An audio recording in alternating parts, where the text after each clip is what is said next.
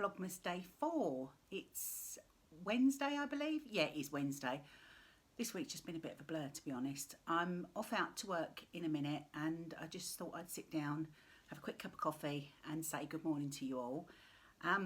If you watched yesterday's vlog, it was a little bit disjointed. It was quite an abrupt ending and some very funky editing, which I apologise for. I actually had rather an eventful evening when I got back from London. Justin came home from work. He'd been acting a little bit funny at the weekend, a little bit mischievously, and I knew he was up to something, but I didn't quite know what it was.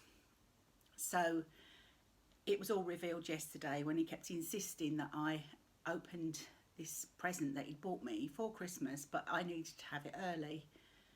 And I kept resisting because I really like to have presents at Christmas.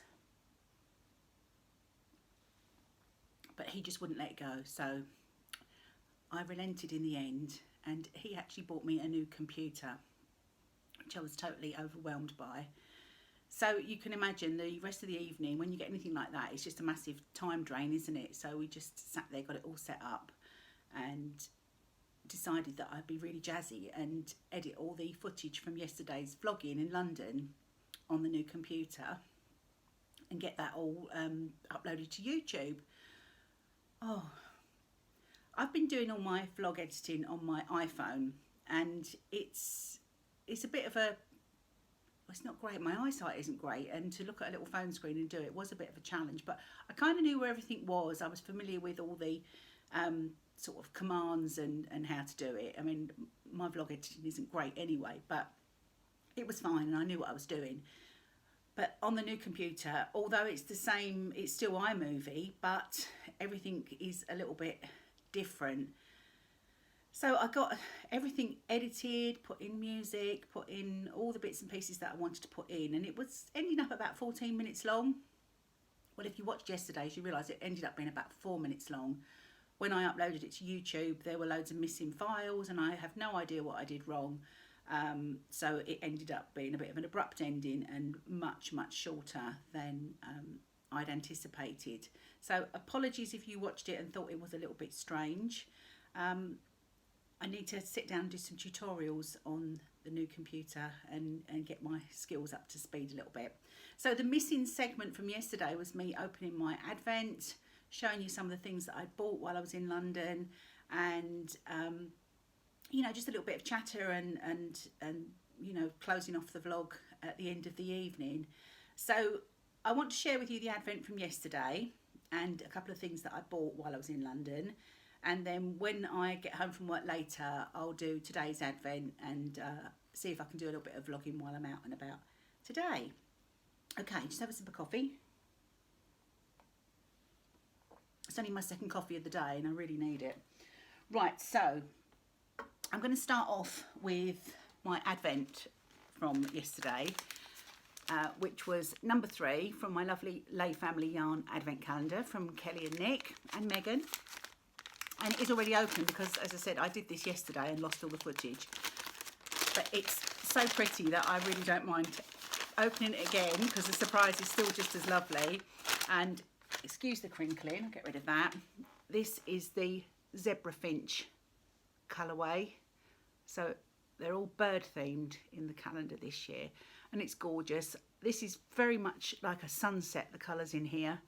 So, so pretty with all the golds and peaches and all the soft neutral shades and some beautiful speckling there at the end.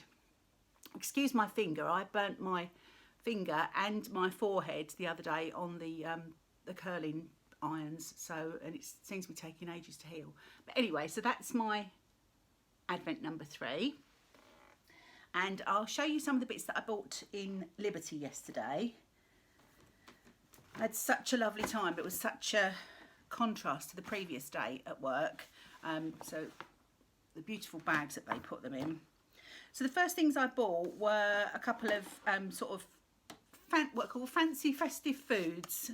So I bought some of the amaretti biscuits for my mum. These are the soft ones. She loves those. And I also bought some for us at home. And these are the hard, the sort of the crunchy ones. I really love these with coffee. And the tin is just so pretty. So I thought when it's done, it'd be really nice for keeping the spools of thread for my sewing machine in when I'm done with the amaretti. So I treated us to those.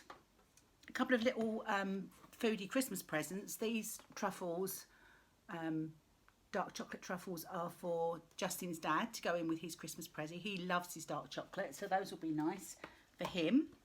And a little tiny box of truffles in this little cute stocking shaped box, and that's Justin's table present. When I do Christmas lunch, I like to pop a little just a little gift on each person's place setting. So got that ticked off the list.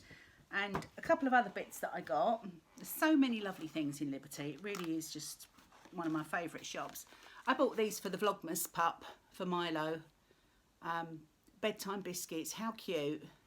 So as you can see, they are with honey, yoghurt, chamomile and passion flowers.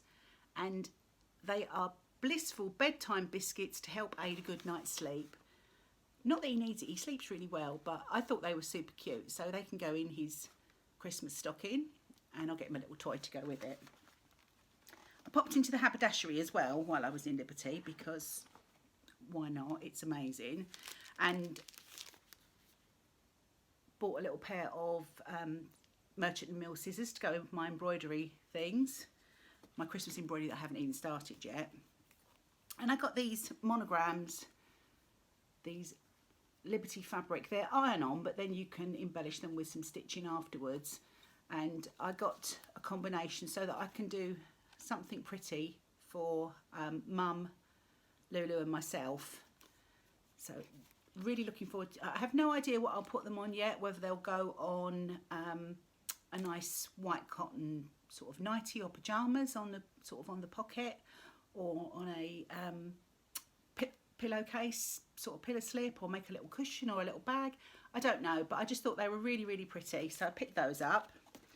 And I also picked up a couple of Christmas decorations, one for me and one for Lo, in the Christmas shop, which you saw was amazing from the footage.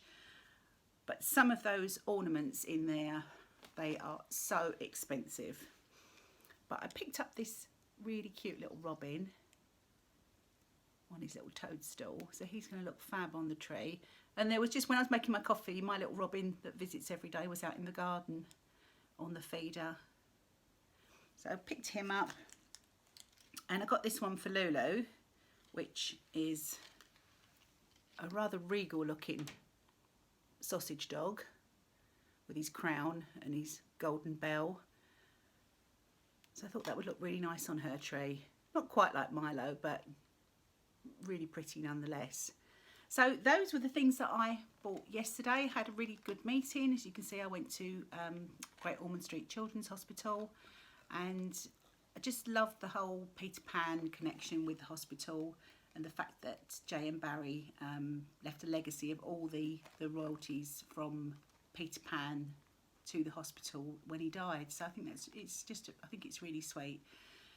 So I will finish my coffee and go out to work, and I will catch up with you all later, and I'll see you then.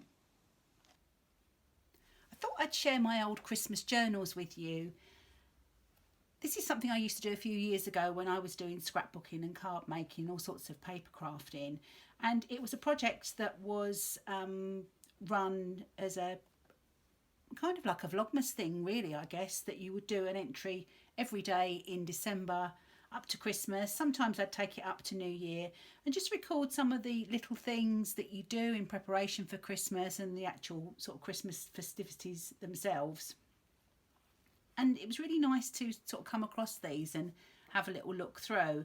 There were probably about 4 or 5 of them, but I've just got a couple out to show you because I've given the rest to Lulu. She wanted to have a look at them. So this one in particular I'm really fond of because I actually knitted the covers, the front and back covers, as you can see. I think it was just like a cottony sort of cotton bamboo yarn. I can remember that it stretched terribly when I was trying to fit it onto the card, and I had to sort of like roll it up at the edges, but the effect was actually quite nice. I thought it was quite interesting to think that now I'm doing all the knitting and not really doing any paper crafting. But Vlogmas, Journal Your Christmas, any of those sort of Christmas things, they're essentially all the same thing, aren't they? But this one's really cute. It's got little pom-poms on the rings that hold it together, a little gingerbread man charm, and all sorts of little embellishments. So I'll just show you a couple of pages so you can see the kind of thing. You may be familiar with this kind of project, and you just basically, there was a prompt for each day, and you would just go and whatever that prompt meant to you, just create a little sort of scrapbook page and pop it in your journal. This one I just made from scratch with card. There's all sort of little embellishments here, making mince pies and little lists, and it's a really nice thing to do. As I say, I don't do paper crafting so much anymore, but I am glad that I kept these because it's lovely to look back and see that actually lots of the things I do are actually very, very similar year on year. This one's got a cute little gingerbread man button.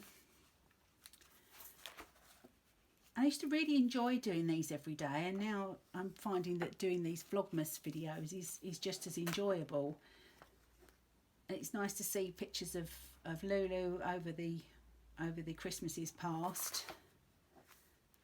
So that's that little one, which is really quite cute. There she is, dreaming of Christmas lunches, Christmas dinners.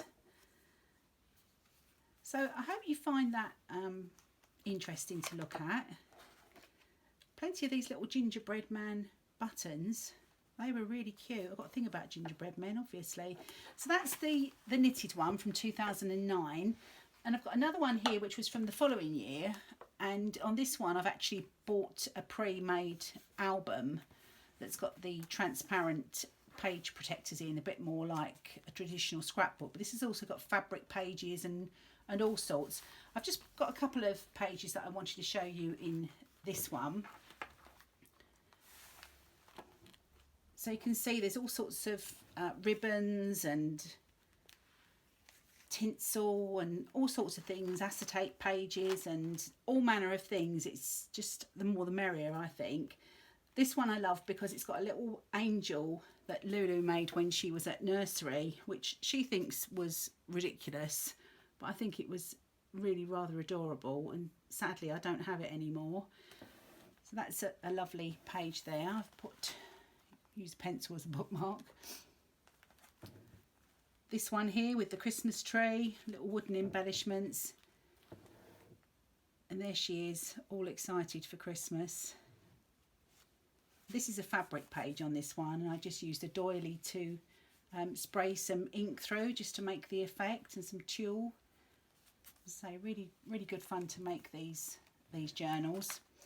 And another page I wanted to share